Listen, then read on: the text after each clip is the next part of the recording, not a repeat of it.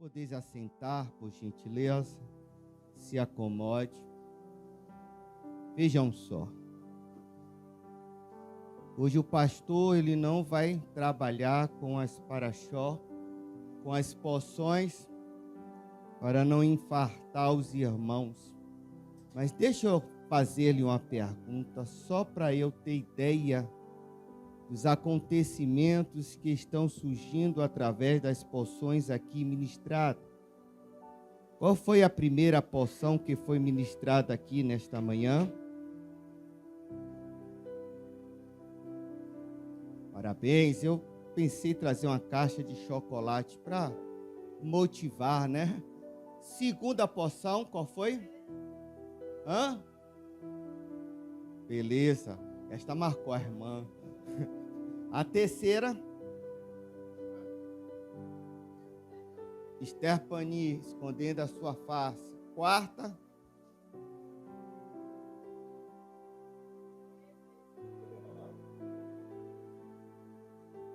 veja, foi a última. Foi fogo estranho. E a última, creio eu, que foi verde. Amém? Abra aí o livro de Salmos.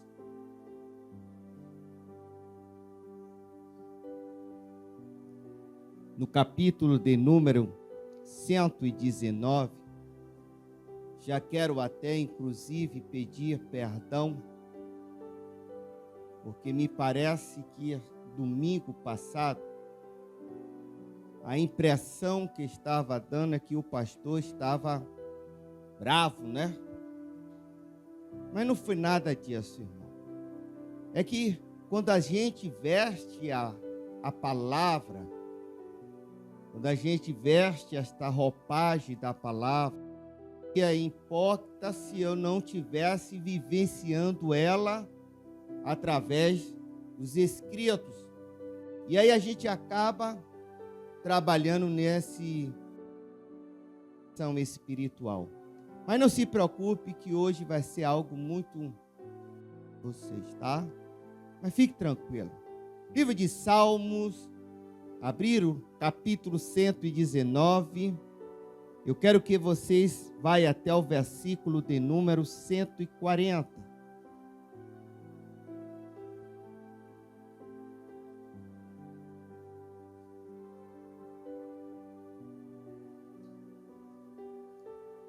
Acharam? Acompanhe comigo a leitura, diz assim o texto. Pura é a tua palavra.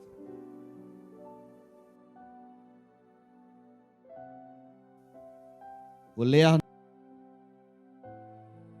40. Puríssima é a tua palavra. Por isso, o teu servo a estima. Amém? Curve a tua cabeça, fecha os teus olhos. Estarei orando para que o Senhor Deus opere neste ambiente de maneira poderosa. Senhor Deus, amado Pai, em nome do seu Filho Yeshua, aqui estou perante a tua presença, para te render graças por esta manhã, por esse Shabat, por esse momento tão inspirador de lhe dar a adoração devida, de lhe dar atenção, de poder me alegrar juntamente com os que estão presentes neste lugar, compartilhando o mesmo pensar e o mesmo agir, porque todos que estão aqui têm um só propósito, de ser grato ao Senhor, de poder expressar a Ti a gratidão verdadeira e a adoração verdadeira ao Senhor, pela semana, pelas oportunidades que o Senhor tem nos dado de permanecermos vivos para proclamar o Teu nome, para proclamar a Tua palavra. Senhor, é com muita alegria que me coloco na Tua presença para lhe pedir que derrame sobre a minha vida a tua unção, que é a tua capacitação para que quando eu abrir a minha boca, que não seja somente eu a falar, mas o teu Espírito Santo a me conduzir. Toma a primazia desta mensagem, toma a primazia da palavra, para que esta palavra, Senhor, ela vá e caia solo fértil, que ela produza, Senhor, que ela edifique, que ela opere, que ela age, que ela liberte, que ela faça com que a tua igreja cresça em poder, cresça em conhecimento, e que elas possam, Senhor, estabelecer sobre a tua palavra o vínculo da obediência. Pai, eu também lhe faço um outro pedido, porque sei que todas as vezes que vamos meditar nela, que vamos estudar nela, o nosso inimigo procura de alguma forma agir. Se houver algum espírito contrário à tua palavra, que entrou por aquela porta para trazer sonolência, para trazer dor de cabeça, para trazer incômodo, para trazer qualquer tipo de coisa que impeça a igreja de atentar na tua palavra, ouça a minha voz agora, em nome do Senhor Jesus. Eu ordeno: saiam deste ambiente, saiam destas vidas, e vão todos para as regiões áridas, que é a tua morada. Enquanto eles estão sendo levados, Senhor, ainda os céus estão abertos neste lugar, ainda estamos aqui, Senhor, com a nossa alma ansioso pela tua palavra,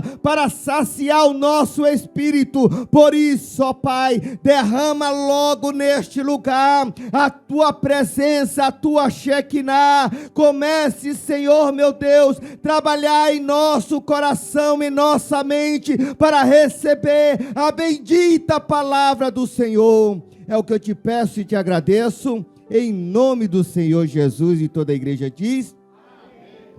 E uma salva de palmas.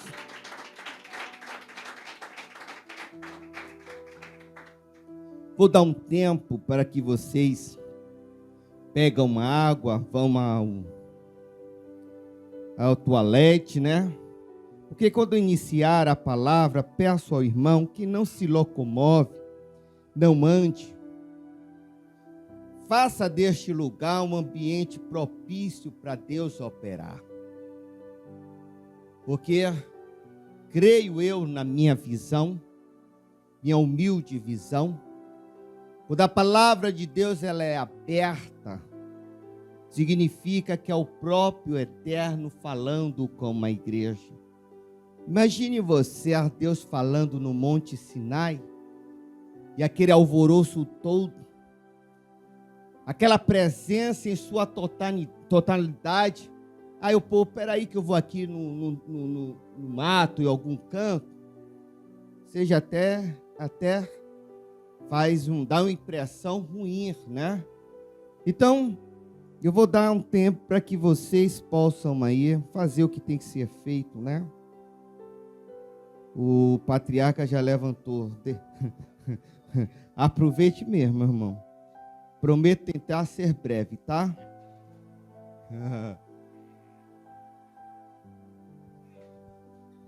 A não ser aquele que tem algum problema, né? Mas ainda assim, creio que Deus pode operar, tá? Tudo bem com a igreja, né? Irmão, hoje é festa, tá? Vocês não têm ideia do que representa este dia. Vocês estão cumprindo o mandamento do Eterno. Vocês estão comemorando. Você está comemorando a sua vida, a sua família. Isso é um motivo de alegria, né? A irmã Joelice me mandou umas fotos, né? Meu Deus, como passa o tempo, né, pastor? Aquela foto de Samuel aqui pequena, inacreditável. Hoje está um homem, né? E outras tantas, eu vi a Andressa, a Fábia aqui cantando conosco na época, né? Louvando, dentro da mesma visão que o Eterno deu para ela, né? uma alegria muito grande. E eu me sinto prestigiado. Me sinto prestigiado. Prestigiado porque eu fui abençoado por cada um de vocês. Nada disso existiria se vocês não tivessem me ajudado neste trabalho. Que Deus possa a cada dia operar de maneira grande em nossas vidas. Glória a Deus por isso. Volte lá no Salmo 119, 140, o versículo 140. Eu vou aproveitar e vou ler desde o versículo 137, mas o meu posicionamento é esse, tá? Diz assim na minha tradução: Tu és justo, Adonai, e teus mandamentos são retos. Ordenaste tuas instruções em justiça e grande fidelidade. Teu zelo me destrói, porque meus inimigos esqueceram de tuas palavras. Tua palavra é refinada até a pureza completa. O teu servo a ama. Posso ser pequeno e desprezado, mas não me esqueço de teus preceitos. Tua justiça é uma justiça eterna, tua Torá é verdadeira. A aflição e angústia me cobriram, mas tuas mitzvot, que é mandamento, são meu deleite. Tua instrução é justa para sempre. Dá-me entendimento e viverei. Olha só. Que coisa. O que eu acho, Salmo 119, é o maior salmo da Bíblia. É o maior salmo que contém nas Sagradas Escrituras. O autor do salmo, ele praticamente dedicou este salmo toda a palavra do Eterno. E para quem não sabe, o Salmo 119 foi dividido através das consoantes hebraicas. E essa aqui é o Tzater. Então ele dividiu este salmo através das consoantes hebraicas, somente para expressar a sua gratidão ao Eterno pela palavra, pela instrução que ele havia revelado ao seu povo no Monte Sinai. O salmista trabalhou de tal maneira que lermos o Salmo 119, não tem como você não sentir prazer em suas palavras. Não tem como você não se envolver nas suas palavras, porque toda a sua palavra ela direciona somente a um modelo, os mandamentos de Deus. Neste versículo que vocês acabaram de ler, puríssima é a tua palavra, por isso o teu servo a estima. Na outra tradução, a revista corrigida, a estima, a substitui como ama. E nesse versículo aqui, podemos abrir dois precedentes para fazer um breve comentário nesta manhã. Primeiro precedente é o grande afeto que o salmista demonstra pela palavra. Quando ele expressa: o teu servo a estima.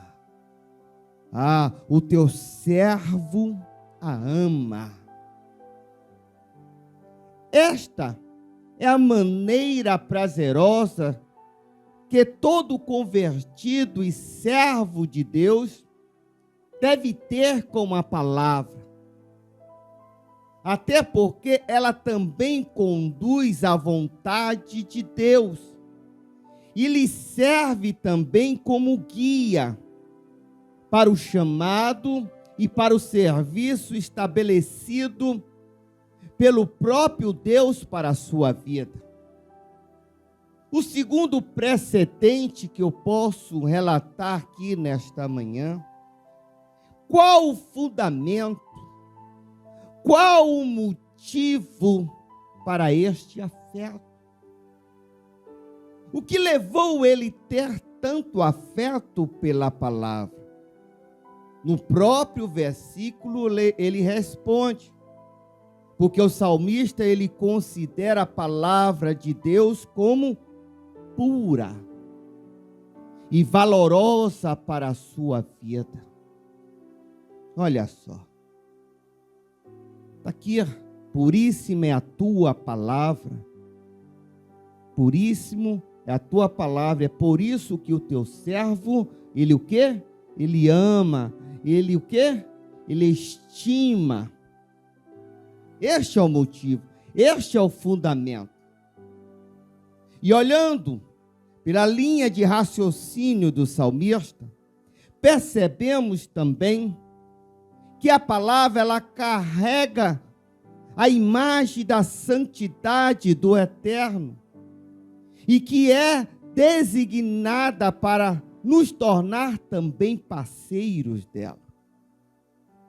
Nesta manhã, queridos, quero trazer, com a permissão do Eterno, as instruções de que maneira, qual a forma que devemos zelar pela palavra de Deus. E não se preocupe, vou usar a nova aliança para instruir vocês, tá bom? Eu quero que vocês abram a sua Bíblia no livro de Tiago, capítulo 1.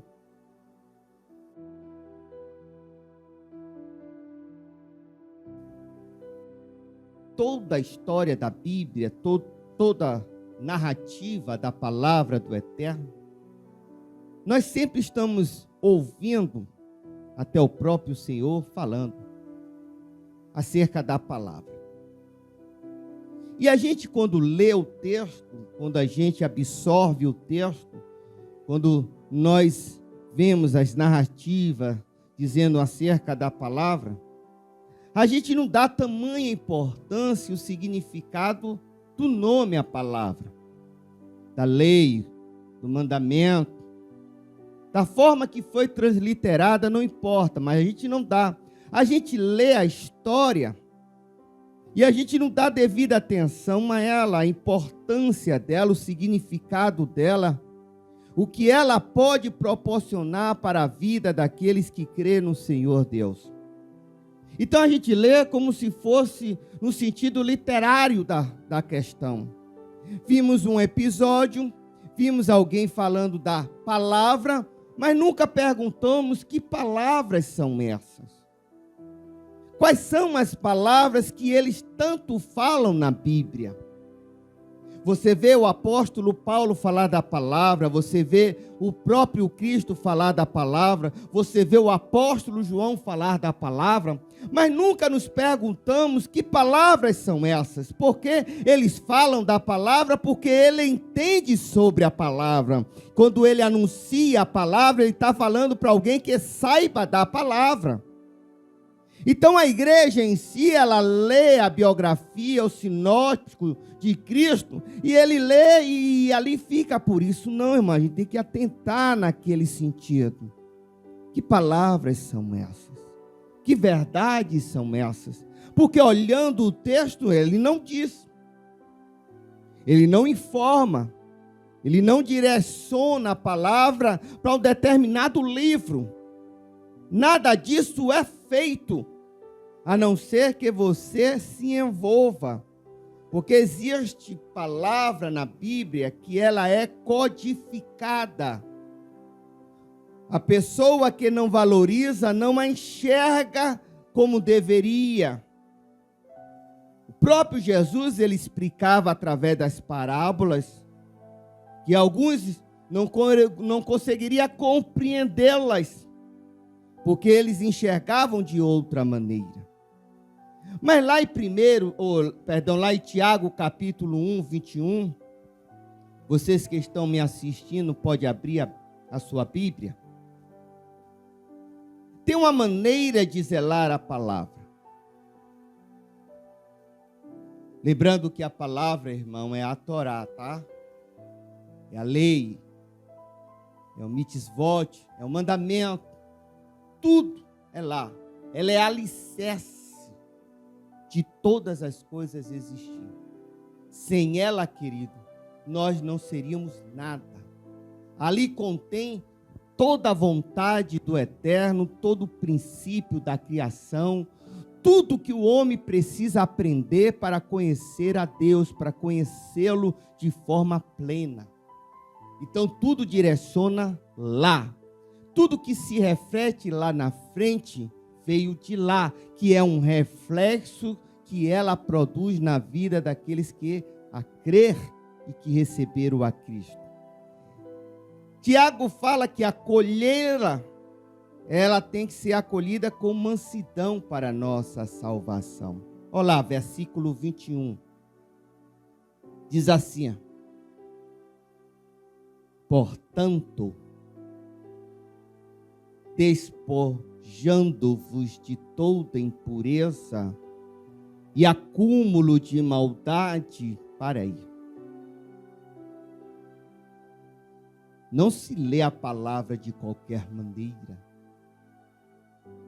Não tem como você ler a palavra com impureza. Você não tem como ler a palavra com sentimento de maldade. Porque a palavra ela é pura. Então, Tiago está orientando a igreja que para lê-la você tem que despojar, arrancar, tirar. Até para pegar na palavra, você tem que ter um lugar reservado somente seu, sem ninguém incomodar, para que você ali fique entre você e o Eterno. Então, não é de qualquer maneira. Não é chegar em casa de qualquer maneira. Às vezes, nós nos aborrecemos nas nossas vidas secular e de repente entramos, vamos pegar a Bíblia. Não, não faça isso. Primeiro se purifique. Limpe. Aquilo que você cometeu ou aquilo que lhe trouxe uma irritação, aquilo não deve existir quando você lê a palavra. Porque se você ler nesta visão, você vai prejudicar, inclusive, o Espírito Santo de lhe revelar aquilo que contém no texto. Então, é claro aqui, despojando-os de toda impureza e acúmulo de... Vamos interagir, igreja? Acúmulo de maldade, isso.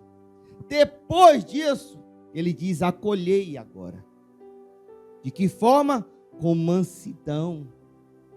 A palavra, atenção aqui. Acolhei, de que maneira? Com mansidão. Mansidão significa o quê? Paciente.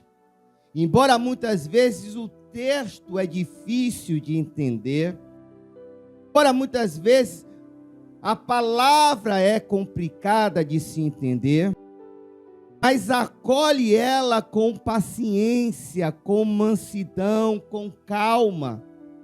E ele diz a palavra que vós foi implantada, ou seja, ela já habita dentro de nós, a qual ela é o que? Poderosa para salvar a vossa alma. Você está entendendo que não adianta, querido. Você não pode me convencer que simplesmente receber Cristo é o suficiente. A palavra implantada, ela precisa desenvolver a salvação que está em vós. Porque ela é capaz, ela é poderosa para salvar a sua alma. É através dela que contém as instruções cabíveis para que a igreja se comporte de maneira diferente de um sistema aí criado, de um sistema pervertido. É através dela que você pode compreender melhor como ser cidadão do reino. E outra, fazer com que ela habite ricamente em nós. Isso é a instrução do apóstolo Paulo no livro de Colossenses, capítulo 3, abre aí, ó.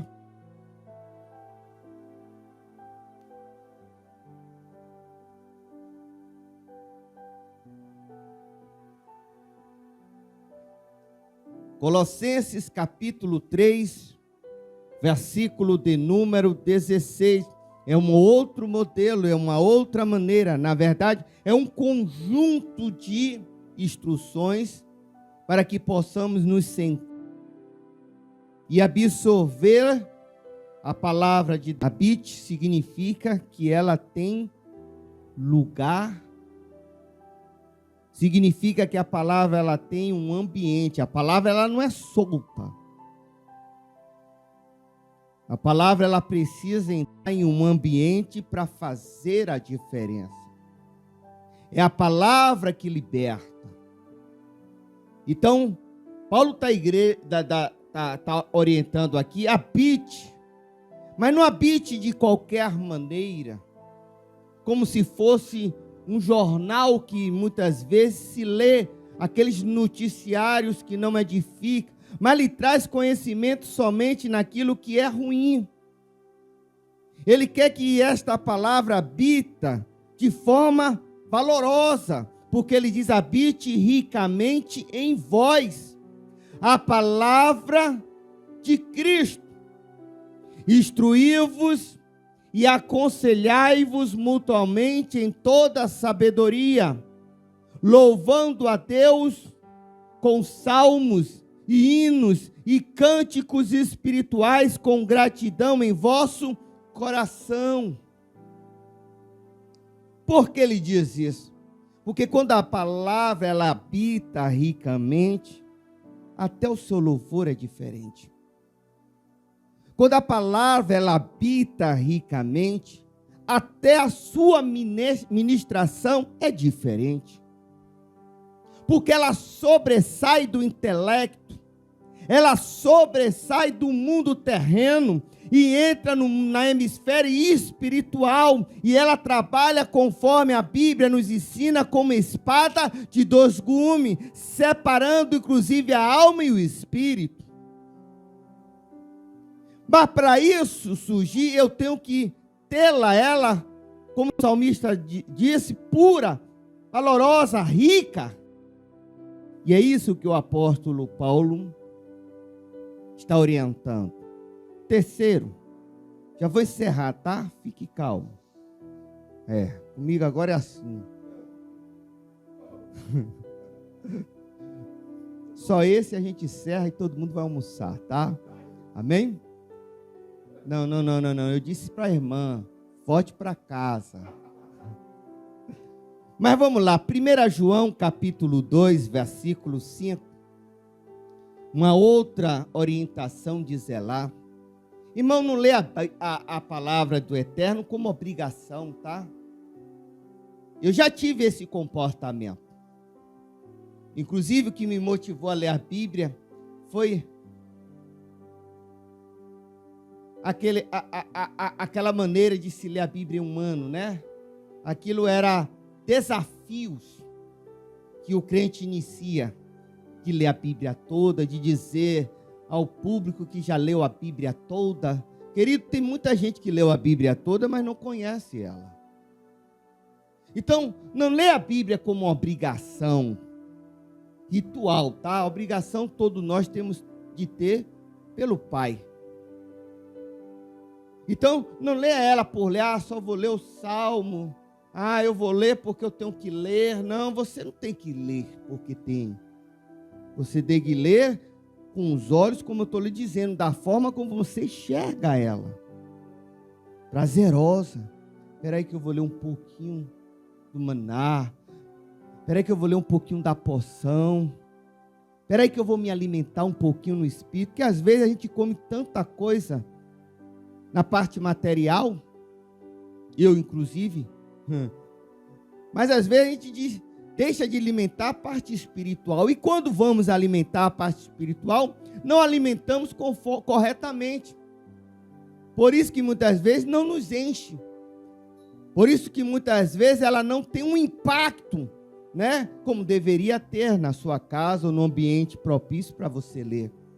Eu já vi gente ler e meditar na palavra chorando. Por quê? Porque ela viu aquela revelação, ela viu aquele entendimento, ela sentiu prazer naquilo, aí a coisa é diferente. Mas se você ler por ler, querido, vai chegar aos teus olhos, pode até chegar na sua mente, mas ela não tem poder para descer o coração. Então a gente tem que ler com toda admiração possível, né? E olha que o apóstolo João aqui, 1 João capítulo 2, no versículo 5, parte A, diz assim: aquele, observa-la, para o crescimento no amor. Aquele, entretanto, que guarda a sua palavra, preste atenção que você sempre vai ouvir isso, guarda a sua palavra, né? Vele pela sua palavra. Nunca passou na sua cabeça que palavra é essa? Eu estou lhe falando por testemunho, porque eu já li a Bíblia e lia o texto normal, mas nunca me atentei para perguntar ou questionar, por que palavra? Porque ele não está dizendo nada aqui. Ele está dizendo o quê? A palavra. Agora, quais? Quais são? Né? Olha que interessante. Aquele, entretanto, que guarda a sua palavra, nele verdadeiramente tem sido aperfeiçoado o amor de Deus. Preste atenção aqui, amor. O Senhor, Ele aperfeiçoou o mandamento. Estava lá no estatuto, né? Que amar ao próximo é o dever daqueles que recebem Deus, que recebem Jesus. Mas você sabia que nem sempre nós sabemos amar o nosso próximo? E o amor aqui é um amor, não é um amor conhecido pelo homem. O amor grego, né? Até porque a Bíblia no Novo Testamento foi escrita no grego. E às vezes quem faz a transliteração no grego não entende muito a propriedade do amor. Então ele bota conforme ele acha que seja. Só que aqui este amor de Deus, ele é só aperfeiçoado, você só desenvolve, você só compreende, só coloca em prática quando a palavra dele é valorizado dentro de você. Quando ela é guardada dentro de você. Porque a palavra, ela desenvolve o nosso espiritual. É através da palavra que nós compreendemos o sentimento de Cristo, quando ele foi colocado lá na cruz, na estaca. Quando ele olha para aqueles que o humilhavam, debochava dele, para os seus ali, ele faz uma breve oração que é o desenvolvimento da própria palavra que havia estado com ele. Porque Cristo, ela é a exegese da Torá, é a própria Torá ali em desenvolvimento.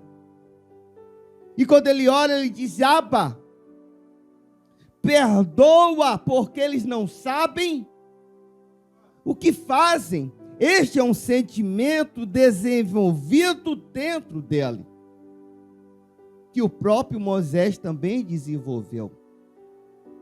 Todas as vezes que Deus irava com o seu povo, que decidia trazer o juízo, este sentimento de Moisés e Arão trazia à tona na presença de Deus. E ali naquele momento, o seu clamor era ouvido. Porque até as palavras citadas por ele fazia com que o Eterno até sim escutava e não agia. Então, o apóstolo João, ele fala acerca de guardar a palavra, até porque é através dela que o amor cresce. E o amor não é um sentimento humano, é um sentimento eterno, entende? Outra, o próprio João capítulo 8, versículo 31. Vou dar mais uma canja.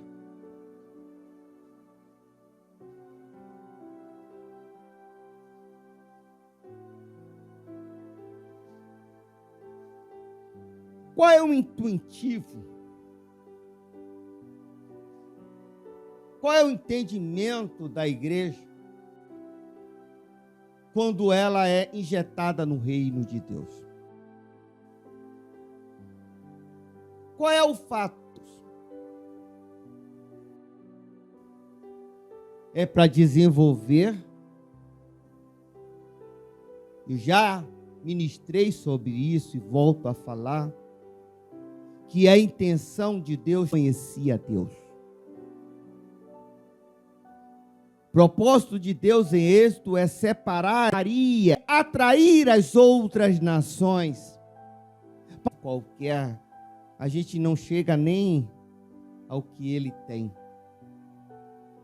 Jesus ele não estava dialogando com ignorante. Quando eu falo ignorância, é aquele que não sabe, entendeu? Testemunhando a seu favor. Seu testemunho não é válido.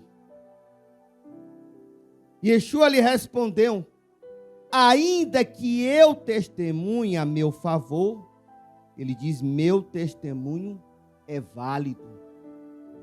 Pois sei de onde vim e para onde vou. No entanto, vocês não sabem de onde vim e nem para onde vou.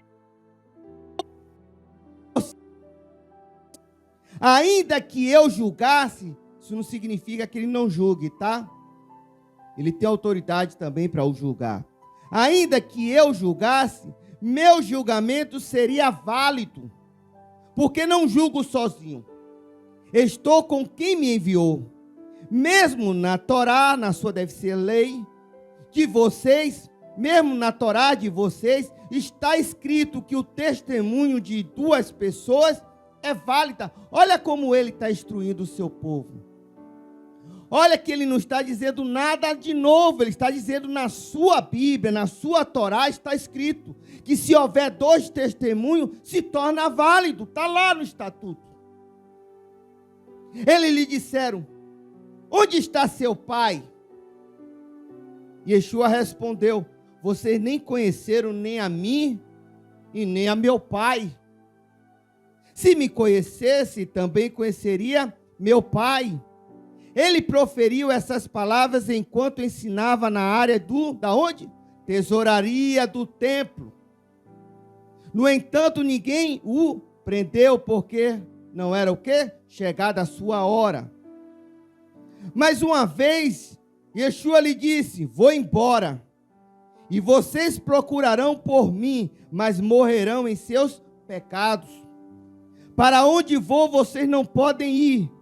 Isso levou os habitantes de Judá a perguntar: ele irá cometer suicídio? Segura a cabeça, Pedrão. Um ar-condicionado desse, irmão, também, né? Segura aí, quando ele descer a cabeça, segura, tá? E Yeshua lhes disse: é por isso que o pastor tem que gritar para acordar, né, não? Porque eu estou manso. Se está manso, faz o povo dormir. Se grita, né, também já é demais. Olha lá. Vocês são de baixo, eu sou de cima. Vocês são deste mundo, eu não sou deste mundo. Por isso, em seus pecados. Exatamente o que eles têm dito desde o princípio. Quem me enviou é verdadeiro. Portanto, diga ao mundo o que dele ouvi. Eles não entenderão que lhe estava falando a respeito do Pai. Então Yeshua diz: nada faço, mas digo apenas o que o Pai me ensinou. Além disso, quem me enviou está comigo. Ele não me deixou sozinho, porque sempre faço o que lhe agrada.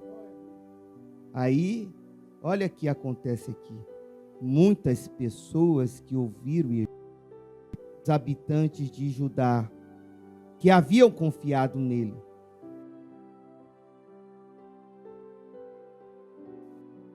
serão verdadeiros Deus tal medir, meus discípulos, vocês conhecerão a verdade, e a verdade vos libertará. Olha que coisa interessante. Ele está falando para uma classe conhecida. Esse texto só é aplicável no cristianismo para aqueles que já têm conhecimento da verdade. Esse texto não pode ser aplicado a um novo convertido. Porque o novo convertido, claro, eles são o quê? Alunos, discípulos é o quê? Aluno. Disse, pois, Jesus aos judeus que haviam crido nele: se vós permaneceste na minha palavra. Como é que se permanece na palavra? Hein? O que é que este verbo aqui está colocando em prática? Ele está dizendo, ó, vocês vão aprender da palavra. Na proporção que vocês vão aprendendo, absorvendo, primeiramente, meus discípulos, aí ele vai dizer que você será liberto. Analisa o texto com calma. Porque as pessoas pensam que simplesmente pegou, já está liberto. Não, há um processo de libertação. Há uma batalha constante, há uma investida espiritual ruim na sua vida, mas você está permanecendo, você está ouvindo, você está se alimentando, você está colocando em prática, aí vem sobre você uma autoridade muito maior. Você vê que depois passa por esse processo, reverendo Rafael, ele diz assim, agora sim conhecereis a verdade. Agora sim. Você vai conhecer ela como ela deve ser conhecida. E ao conhecer, não se preocupe. Ela diz o quê? E a verdade, ela vai te libertar. Ela vai lhe tirar, ela vai lhe auxiliar, ela vai lhe ajudar. Ela vai colocar em prática o esforço que você tem feito por ela. Ela vai colocar em prática aquilo que você tem como ela prazeroso na sua vida. Aí ela sim faz o papel de quê? De te libertar, de fortalecer, de abrir a visão, de dar aquilo das coisas do eterno na sua vida. É assim, é todo um processo. É toda uma dificuldade. É todo um relacionamento.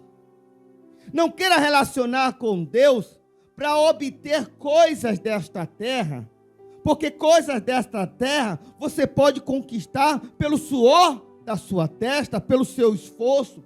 Mas o relacionamento contigo e Deus tem que ser totalmente espiritual. Com outra dimensão, com outro entendimento. O filho, ele procura ser obediente naquilo que o pai ordenou. E a pergunta sempre é, Deus, é correto eu agir assim? Deus, é correto eu falar assim? Deus, é correto eu pensar assim? Porque a intenção do filho para com o pai é buscar o quê? Orientação a ele da forma como devemos agir. Da mesma forma que o pai terreno orienta ao seu filho a maneira e o caminho que ele deve seguir, não é verdade? Rapaz, não pule, porque você pode torcer o pé. Está orientando o seu filho, não é?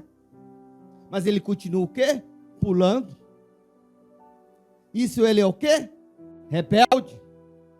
E aí o que acontece? Aonde ele vai chorar? Nos braços do pai. E o pai vai dizer o que a ele? Eu lhe avisei. Ele vai botar metiolate? Vai arder, vai doer, mas não vai cicatrizar na hora. Você vai pegar aquilo como experiência na sua vida e vai levar para se tornar obediente a ele. Estão compreendendo? Querem que eu pare? Não. Joelice é suspeita. Vou até dizer aos que estão me ouvindo, existe uma pessoa chamada Joelice. Ela é suspeita, tá? Depender dela, ela fica o dia todo. Eu quero ouvir a igreja. Vocês querem que eu pare? Não. Irmão, vocês estão me convencendo. Quem é corajoso de dizer ao pastor agora, dizer, não, pode parar, hein?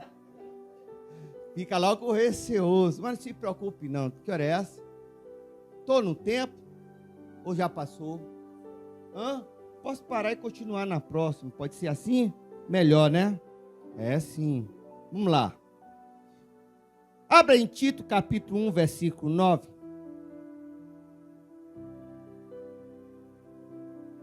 Você vê que a Bíblia, ela é um mapa. É um guia, eu acho extraordinário. Eu sou meio suspeito de falar, até porque eu tenho que instruir a igreja. E vocês são peças fundamentais na minha vida, porque acredito eu, irmão, que vocês são as razões de eu estar aqui buscando entendimento, buscando muitas vezes diretrizes para compreender as Escrituras melhor. A Escritura Sagrada, ela é um mapa, ela é mapeada. Quando você pega um texto, às vezes você não a compreende em sua totalidade. E aí qual o dever de nós? Tentar achar parâmetros, né? Para poder aplicar no texto que não entendemos, recursos para nos estarmos andando corretamente. É por isso que guardar o mandamento, apreciar a palavra de Deus, não pode ser vista no sentido literário, mas sim em um desafio que nós devemos ter para compreendê-la em sua totalidade. E esse zelo para a palavra tem diversas questões aqui. Olha só. Tito, capítulo 1, versículo 9, diz assim: apegado à palavra, o que, irmão? Me ajuda aí.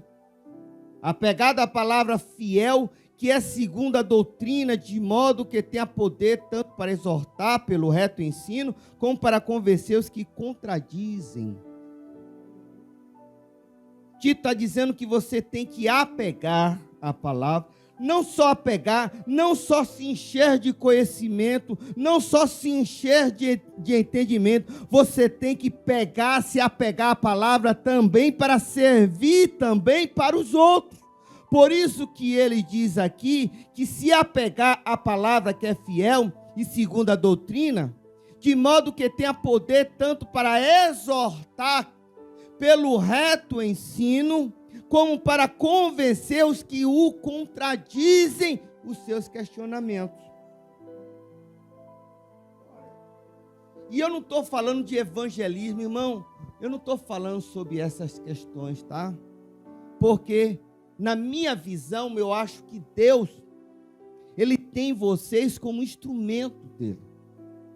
Você pode não estar pregando aqui como eu estou, mas você pode estar agindo com alguém, um amigo próximo, um irmão próximo, uma mãe, né? Alguém no sentido familiar, alguém que está ali, chegou até você para falar alguma coisa, né? Que não está bem, alguma coisa.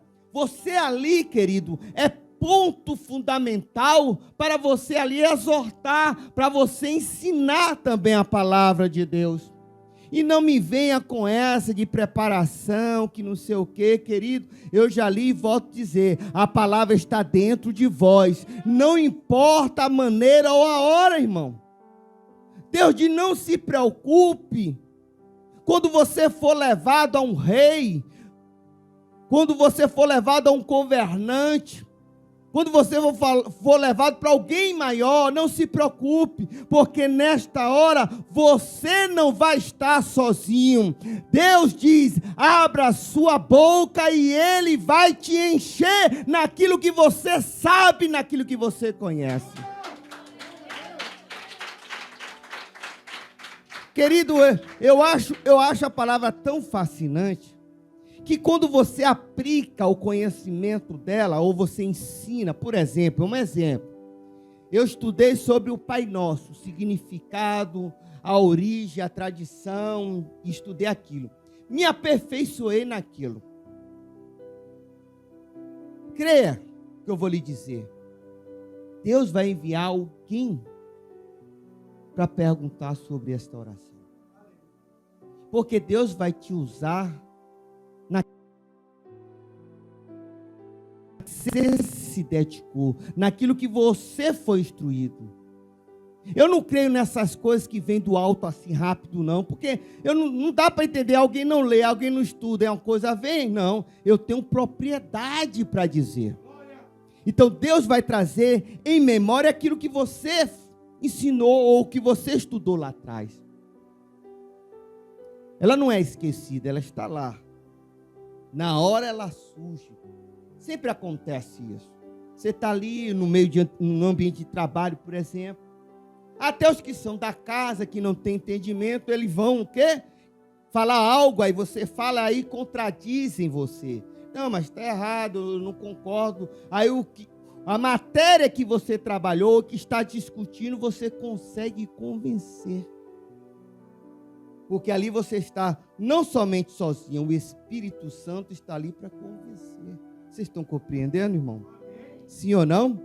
Dê um sim para o pessoal de casa ouvir que aqui tem gente. Dê um sim. Tem gente aqui, viu, irmão? Aqui não é só... Eu até pensei em fazer uma ministração, somente eu aqui. Mas aí eu ia usar o efeito, tá, irmão? Quando eu dissesse amém, aí ia sair palmas nas caixas. Pá, pá, pá, pá, pá. Como faz aí nos auditórios, né? Aí tem umas coisas, umas piadas engraçadinhas, aí eu não achei graça nenhuma. Agora de onde vem aquele riso? Sonoplastia, né? Algo assim. Vamos lá. Tiago 1, 22. Eu vou pular porque vai estender. Eu não vou nem usar esse texto, porque é um texto, né? É um leite que você já conhece, né? Ser praticante. Pule, nem abra, por favor, você já conhece. Deixa eu ver outra.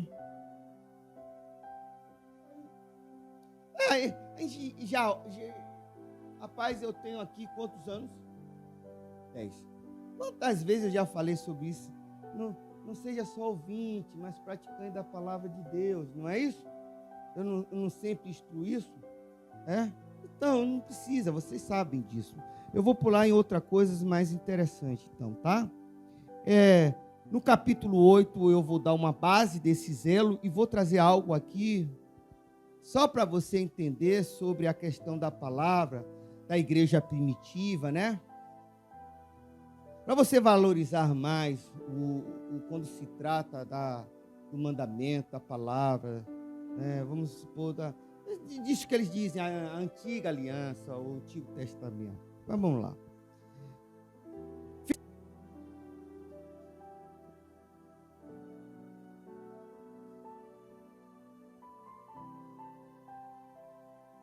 Irmão, você alguma vez já ouviu o apóstolo Paulo ministrar? Sério, irmão? Você nunca viu Paulo ministrando? Nunca viram? Sério, irmão? Não acredito. Vocês só atentaram a epístola? Vou lhe mostrar Paulo ministrando na Bíblia, viu? Você vai ver que não é essas coisas que você pensa. Olha só. Não é possível, vocês não viram Paulo ministrando na Bíblia.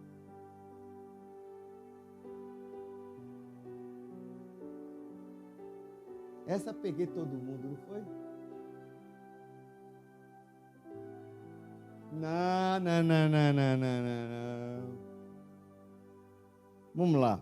Filipenses 2,15. Vou ler até o 16. Perdão, viu, João? Aqui é assim, é Bíblia mesmo. Para que vos torneis irrepreensíveis e sinceros, filhos de Deus e culpáveis no meio de uma geração pervertida e corrupta. O que é que Paulo está dizendo aqui? E você é o representante do eterno na terra. Que você não pode se comportar como se comportam os filhos do mundo.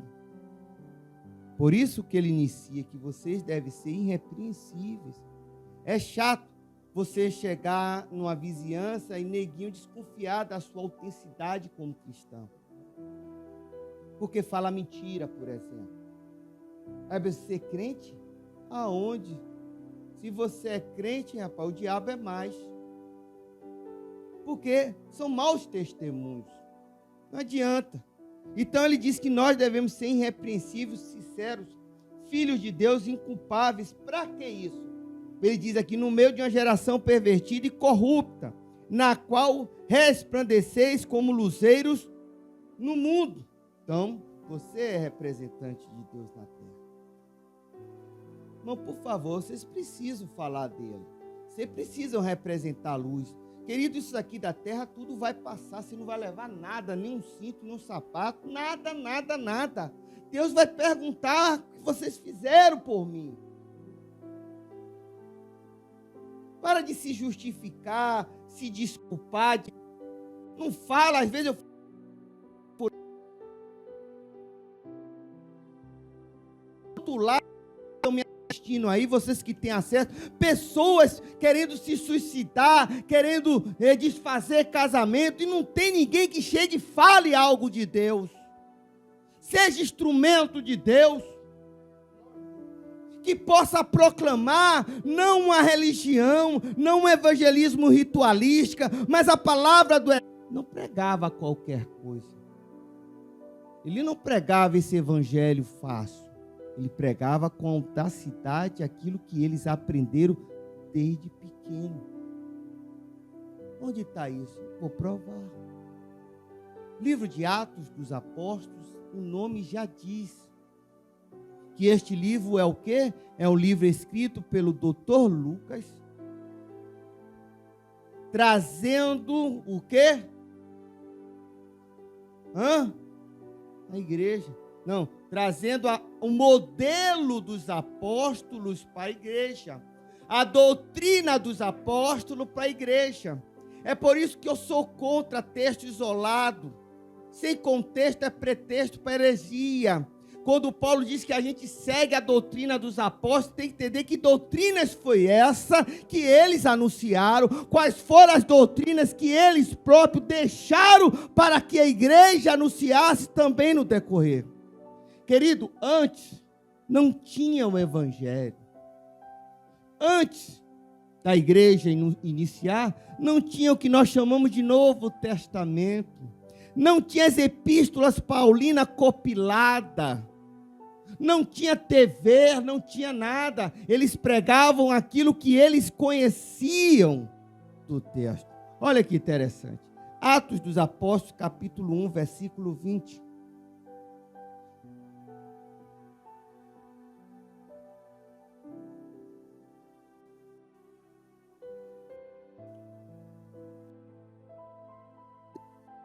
Inicia-se. Olha só, inicia o chamado do apóstolo Kefa, do apóstolo Pedro. Ele agora vai o quê? Ser representante de Cristo na terra. O que é que ele vai pregar? E agora, Pedro, você vai pregar o quê? Se for pregar o que Jesus ele havia ensinado aos judeus, algumas coisas você vai acabar ficando sozinho. Por exemplo, é do diabo. Então Pedro vai iniciar o seu ministério, está lá no livro de Atos dos Apóstolos. Aí ele inicia fazendo um comentário, porque ele foi pego e tal, prenderam Pedro, prenderam João, levaram Pedro e João para o Sinédrio botou lá no cárcere, pererê. Aí ele vem narrando aqui e diz assim, ele era um de nós e lhe foram consignado uma parte de nossa obra, e vai falar de Judas. Com o dinheiro de Judas recebeu por seus atos ímpios, ele comprou um campo. Ali ele caiu de cabeça e morreu. Seu corpo partiu ao meio. E as suas vísceras se derramaram. Isso se tornou conhecido de todos, de modo que esse campo passou a ser chamado de quê? Isso aí. que na língua dele significa campo de sangue. Porque disse Pedro, está o quê? Escrito no livro de Salmos. Que Salmos foi esse? Capítulo 69, versículo 25. Anote, ou se não, quando estiver em casa, leia de novo, assiste novamente e verifique a Bíblia, o que tá? Veja. Olha, não está falando nada de... Está falando o que na Tanakh. Olha só. E ainda ele diz que outro ocupe o seu lugar de supervisão. Ele está falando do Salmo 109, versículo 8. Vai lá em Atos dos Apóstolos, capítulo 2, versículo 24.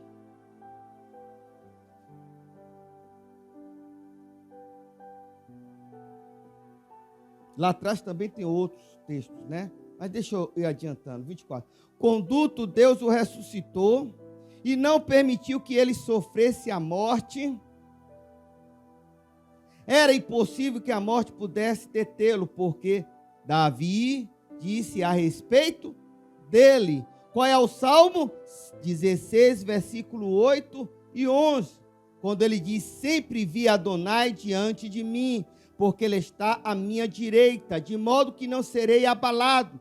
Por esta razão, meu coração estava alegre e a minha língua exultou. E também meu corpo viverá com a esperança infalível de que tu não me abandonarás no Seol, nem permitirás que o teu santo experimente a decomposição. Tu me fizeste conhecer os caminhos da vida, tu me encherás de alegria em tua presença. Eles sempre ensinaram a igreja primitiva a Torá. Sempre. Você não vai achar nada diferente. Sempre ensinou isso. Nós fomos instruídos a não valorizar lá atrás e ficarmos somente nos sinópticos de Cristo, no Yohanan e também nas epístolas paulinas, que nada é cartas de instruções para a igreja local quando estava passando por alguma adversidade, por algum inimigo atuando nas igrejas. Ele, como Paulo, ele orienta. Pergunto, quando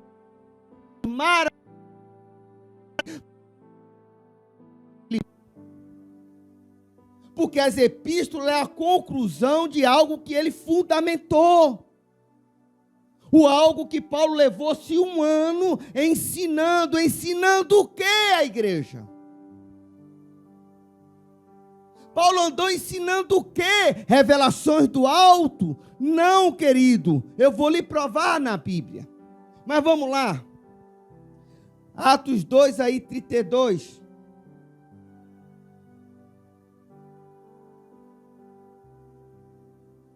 Diz aqui na minha versão, Atos capítulo 2, versículo 32, diz o texto aqui. Deus ressuscitou este Yeshua e todos nós somos testemunhas disso. Quem está falando isso? Pedro. Além disso, ele foi exaltado à direita de Deus e recebeu do Pai a promessa, isto é, o Espírito Santo, e derramou esse dom que vocês agora veem e ouvem. Aí ele diz o quê? Porque Davi não subiu aos céus, mas ele diz, ele novamente no Salmo. Adonai disse ao meu Senhor, sente-se à minha direita, até que eu ponha seus inimigos como escapelo para seus pés. Isso você vai encontrar no Salmo de Joel. Salmo 110, versículo 1. Eu vou concluir, porque não vai dar para eu ensinar todos. Não dá. Meu tempo já se esgotou. E eu quero que você abra em Atos, capítulo 13.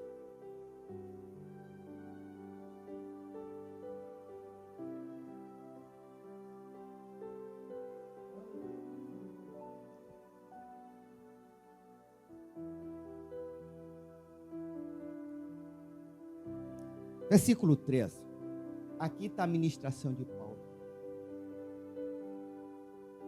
E ele vai pregar para dois povos aqui. O povo judeu e os gentios. Você nunca analisou isso? Preste atenção. Esse é um fato histórico comprovado e de grande realização para quem estuda a palavra de Deus.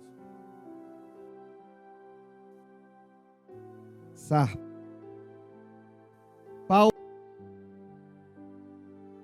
Jerusalém, mas os outros prosseguiram de Perge até Antioquia da Pisídia, e no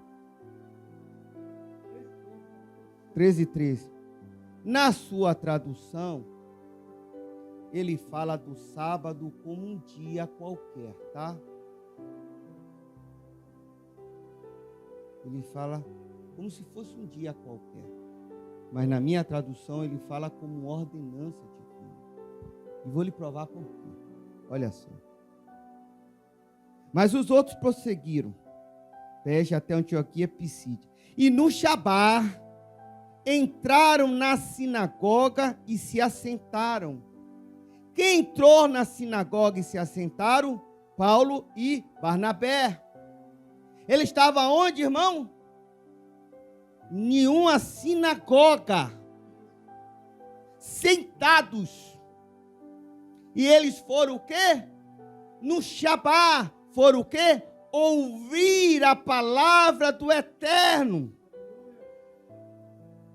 Está lá ele.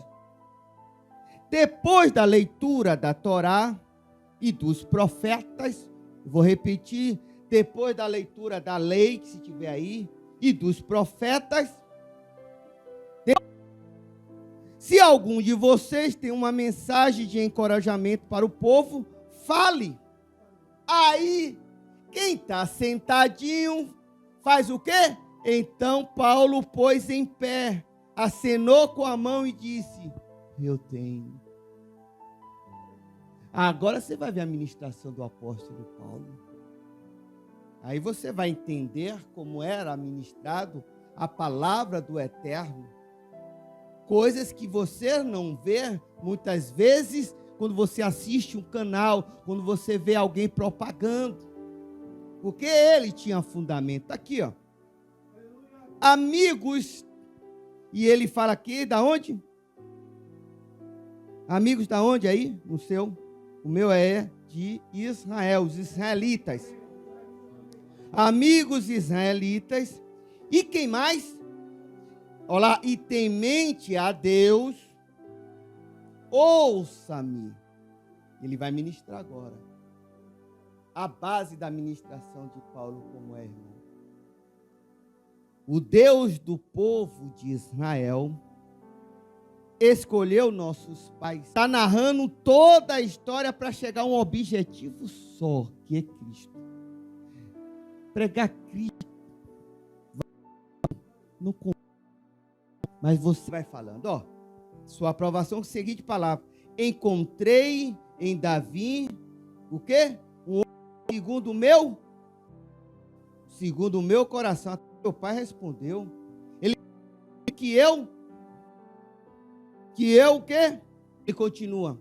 Em cumprimento de sua promessa, Deus trouxe a Israel, dentre os 10 descendentes desse homem, um libertador. Olha só. Aí ele vai falar.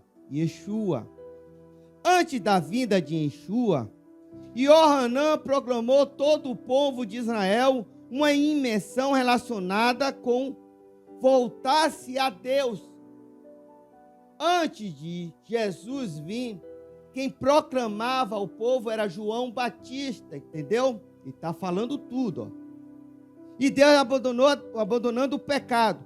Quando João estava terminando o seu trabalho, disse: quem vocês pensam que eu sou? Bem, eu não sou. Irmãos, filhos de Abraão e temente a Deus. Ele está falando para os que são filhos de Abraão.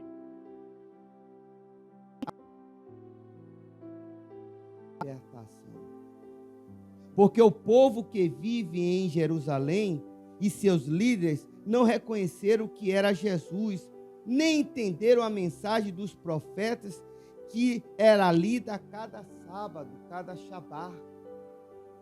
e desse modo cumpriram essas mensagens ao condená-lo. Eles não conseguiram encontrar nenhuma base legítima para a sentença de morte. Entretanto, pediram a Pilatos que o executasse. Quando cumpriram todas as coisas escritas a respeito dele, ele foi tirado da estaca ou da cruz e colocado em um sepulcro. Mas Deus o ressuscitou dentre os mortos. Ele apareceu durante vários dias daqueles que tinham ido com ele a Galiléia para Jerusalém. E eles são agora testemunha dele para o povo. Quanto a nós, que lhes trazemos as boas novas do que Deus prometeu a nossos pais, ele cumpriu para nós, seus filhos, ressuscitando Jesus, como está escrito no Salmo 2. Você é meu filho, hoje eu me tornei seu pai. Esse salmo está em 2, versículo 7. E a respeito de sua ressurreição dos mortos, para nunca entrar em decomposição, ele disse: eu darei as coisas santas e fidedignas de Davi a você. Este salmo está em esse aí é uma profecia de Isaías 55, versículo 3. Isto é explicado em outro lugar. Também, tu não permitirás que teu santo sofra decomposição. Isso está no Salmos 16, versículo 10. Paulo está ministrando, viu, igreja? Esse Paulo que vocês tanto veneram, as epístolas paulinas, que tanto traz conforto às igrejas e instruções. Porque Davi, de fato, serviu aos propósitos de Deus em sua geração, mas depois disso morreu, foi sepultado com seus pais e sofreu decomposição.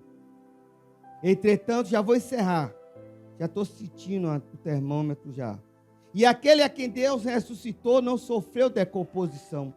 Portanto, irmãos, quero que saiba, mediante este homem, é anunciado o perdão dos pecados. Isto é, Deus purifica todo o que deposita a sua confiança neste homem, até mesmo as coisas que não podiam ser purificadas pela Torá de Moisés. Cuidem, então, para que esta palavra encontrada nos profetas não lhe aconteça. Quais foram? Abacuque capítulo 1, versículo 5. Vocês escarnecedores, olhem, admirem-se e morram, porque nos dias de vocês estou fazendo uma obra na qual não crerão, ainda que alguém explicasse a vocês. Outra coisa aqui, e eu encerro. Enquanto saíam,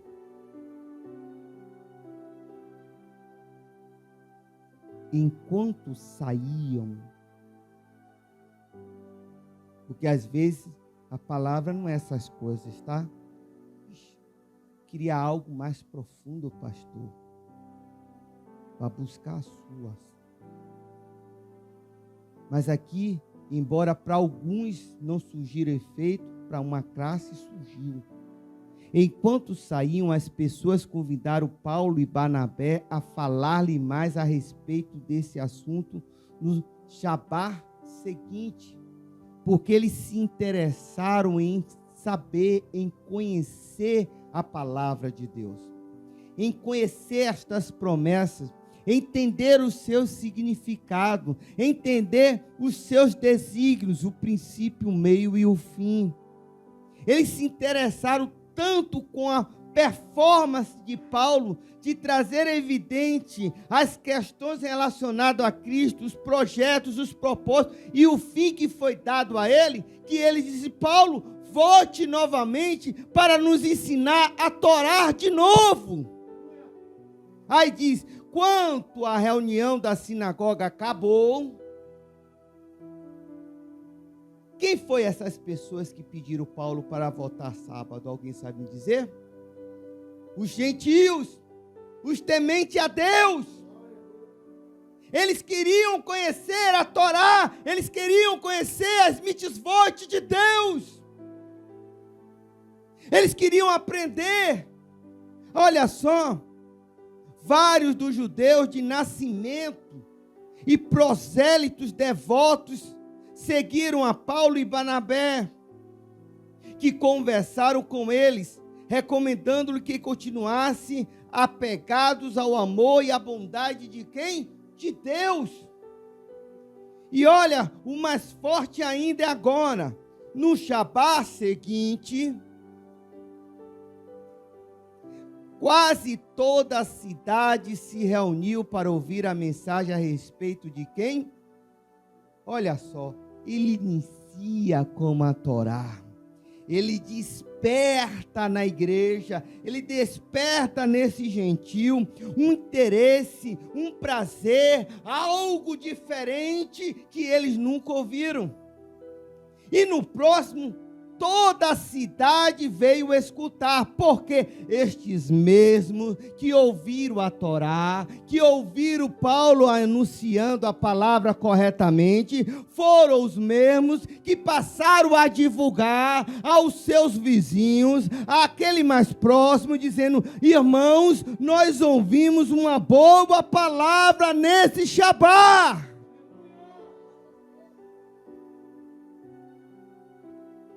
É por isso que o G12, ele cria uma estratégia que lá quem está dentro não pode falar o que aconteceu. O único ensinamento que eles dizem é: se alguém parar para lhe perguntar o que aconteceu lá, você vai dizer só uma frase: o que? Foi tremendo. Foi tremendo. Porque essa frase é uma mitra para despertar na pessoa a curiosidade de querer ver o que está dentro. Mas eu louvo a Deus que eu não preciso usar desses argumentos para atrair de fora para dentro, porque a palavra por si já atrai as pessoas de fora que estão cansados de ouvir besteira, cansados de ouvir abobrinha, para ouvir o entendimento correto da palavra do Eterno. Amém? Claro que eu não vou agradar a todos. Eu não estou aqui para agradar A, nem B, nem C. Eu sei que muitos são a favor e outros vão ser contra. Isso faz parte do livre-arbítrio. Mas eu creio que é melhor obedecer a Deus do que ao homem. Eu não estou aqui para satisfazer ninguém. Eu não estou aqui para agradar ninguém. Eu estou aqui para agradar aquele que me chamou, me designou, que me colocou nas minhas mãos este trabalho extenso e difícil de executar, para dar a você a oportunidade de crescer na salvação e no entendimento. Porque não é fácil, querido. Quem pensa que é fácil chegar aqui para trazer isso, está enganado. Eu levo tempo, eu levo semana, eu levo estudo para trazer alicerce para este lugar, para que vocês saiam daqui satisfeito, realizado pela boa palavra. Agora, teve uns que não gostaram. Paulo falou alguma coisa de errado, irmão? Provavelmente falou manso, porque era hábito deles falarem calmo. Não é o hábito do pastor que grita. E as pessoas entendiam. Agora, olha que coisa. No sábado seguinte, no Shabá, quase toda a cidade se reuniu para ouvir a mensagem a respeito do Senhor. Quando, porém, os judeus que não criam viram a multidão, enchendo-se de quê? De inveja, e contradizendo a Paulo, estava falando e insultando ele. Entretanto, Paulo e Barnabé responderam com ousadia: era necessário que a palavra de Deus fosse anunciada em primeiro lugar a vocês. Mas pelo fato de vocês a rejeitarem, julgando-se indigno da vida eterna, estamos nos voltando para os gentios, porque isto é o que Adonai nos mandou a fazer. E eles citam a passagem profética quando ele diz: eu os coloquei como uma luz para os gentios, para que sejam para a libertação até os confins da terra. Esta passagem está aqui no livro de Isaías 49, versículo 6. Queridos, O que eu estou tentando argumentar hoje no ministério não é o tempo, porque dura tempo. Embora eu possa dividir as mensagens, mas eu garanto a você que o interesse é de cada um concluir ou não.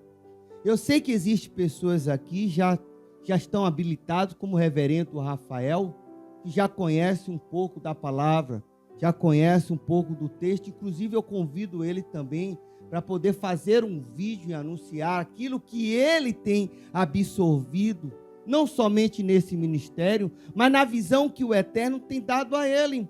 Eu quero produzir em vocês aquilo que a palavra em si produz. Não adianta eu estar pregando 1 a 2 horas para vocês e vocês em nenhum momento, em nenhuma instância na sua vida, apregou aquilo que foi pregado aqui, anunciado. Nenhum momento eu fico buscando em algum lugar, em alguma plataforma, alguém falando a respeito desse ministério, dizendo que a palavra lá é boa, que aprendeu isso. Em nenhum momento eu vejo alguém chegar no celular e dizer e repetir algumas questões que lhe chamaram a atenção para as pessoas que querem ouvir a tua palavra. Eu vejo pessoas saindo daqui cheios, mas eu não vejo ninguém atuando. Se a internet, se a plataforma é essa, e se isso tem sido anunciado, por que vocês não fazem vídeo para mandar? Não precisa mandar a pregação toda, mas você no seu entendimento fala. Você viu algo que lhe chamou a atenção, você diz: eu louvo a Deus pela palavra que foi dada no Ministério Betesda, através do pastor Alberto, através do pastor Pedro, e eu entendi muitas coisas boas, e que me alimentou, e eu estou aqui para compartilhar para o vizinho, para alguém do trabalho, e falar você mesmo do que você entendeu.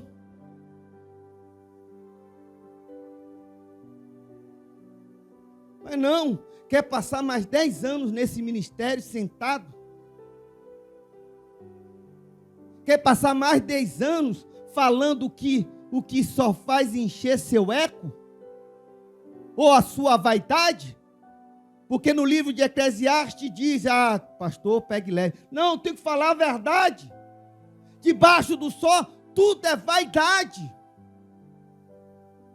Querido, aproveita a oportunidade que vocês estão tendo em única. São 10 anos de ensinamento da Bíblia. Põe para fora. Você acha como é que eu me sinto quando eu não vejo fruto, quando eu não vejo produzir nada?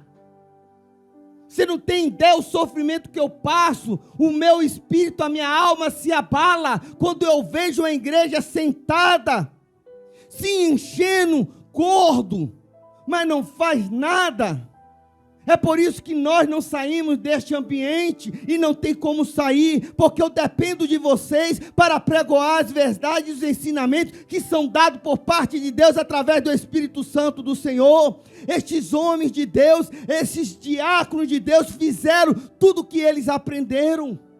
Se tornaram discípulos de Cristo, por quê? Porque ele recebeu a eternidade? Não, porque foi prazeroso para ele conhecer o Deus de Israel, conhecer o Deus do Senhor Jesus, querer entrar, injetar nesta caminhada junto com ele, e esta obra extraordinária. Ninguém fala nada. Não é possível, irmão, que eu vou viver, você não tem ideia. Pode ser que seja um desabafo, mas para mim é triste para mim. Como ministro da palavra, pastor desse ministério, não ver, não enxergar. Eu preciso despertar. Eu tive que trazer agora um modelo da igreja primitiva, para ver se desperta pelo menos o interesse de andar nos estatutos e nos mandamentos de Deus. Para quem sabe, esse prazer que surge dentro de você, não faz você se levantar e se tornar uma luz reluzente em todo lugar. E não me venha dizer que só basta chegar lá, que está bom, que não é bem assim. Haverá 2 livros, e conforme o que você fez, vai ser sim ou não. Mas é galadão, desculpe, reverendo, mas nem sempre é galadão. Porque no reino de Deus havia uma borda e havia pessoas que entenderam a palavra, mas estavam com suas vestes sujas. imundas. E Jesus, ele pergunta de onde vieste, de onde veio e como você entrou aqui, neste casamento, com estas vestes, ou seja, não procurou se purificar, não procurou se limpar, não procurou entender, não procurou fazer nada. O mesmo Jesus, ele fala dos talentos, porque deu talento a um, deu talento a outro, deu talento a outro, mas o outro que recebeu o mesmo talento, com medo, enterrou. Jesus disse, servo mau. O outro, ele disse, pegue, amarre e jogue aonde? Nas regiões das trevas. Porque não entenderam, não captou o reino. Deus preservou a sua vida até aqui, não foi para você se sentar e se sentir privilegiado, como esses judeus se sentiram antes, achando porque tem a lei, porque tem a Torá, porque teve a revelação do Eterno, que ele era melhor que todas as pessoas. Jesus quebrou a ignominia, juntou os judeus e os gentios para pregoar o reino dele neste lugar, para tornar-lhes sacerdotes, embaixadores, luz. Ou isso é só uma fantasia? Ou isso é uma mera pregação de motivação para você? Querido, tenha consciência de quem você é no eterno. Tenha consciência, se você é filho, obedeça ao Pai e cumpre os seus preceitos. E aí você verá a glória de Deus como deve ser vista. Amém? Se coloque de pé.